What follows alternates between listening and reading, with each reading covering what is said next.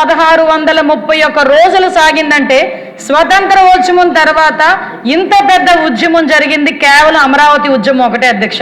అది కూడా అధ్యక్ష మహిళల చేత నిర్వహించబడిన అంతమంది వేలాది మంది మహిళలు 1631 రోజులు కూడా రోడ్ల మీదకి వచ్చి ఆ ఉద్యమంలో పాల్గొన్న మహిళలను చూస్తే అధ్యక్ష నిజంగా కడుపు తరుక్కుపోద్ది అధ్యక్ష.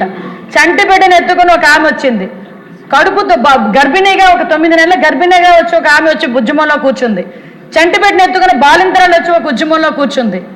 ఆఖరికి ఒక ముసలి అవ్వ మోకాళ్ళ నొప్పులున్నా ఇటువంటి ఆరోగ్య సమస్యలున్నా ఈ బిడ్డల భవిష్యత్తు గురించి నేను ఉద్యమం చేస్తానని చెప్పి ఉద్యమంలో కూర్చుంది. చీరలు ఎలా ఉన్నాయో తెలియదు, ఆఖరికి ఒంటి మీద డ్రెస్ ఎలా ఉందో కూడా తెలియదు. ఆ రకంగా ఇసురు కొట్టిన సందర్భాన్ని కూడా గుర్తు చేయాలి అధ్యక్ష. ఆఖరికి వాళ్ళు కట్టుకున్న చీరలను కూడా కామెంట్ చేశారు అధ్యక్ష. రైతులు ఎంత కాస్ట్లీ చీరలు కట్టుకుంటారా అని చెప్పి సోషల్ మీడియాలో వాళ్ళ గురించి క్యారెక్టర్ అసోసియేషన్ చేశారు అధ్యక్ష. వాళ్ళు వాష్రూమ్స్ మీద బాత్రూమ్స్ మీద డ్రోన్లు ఎగరేసి వాళ్ళని అవమానపరిచారు అధ్యక్ష.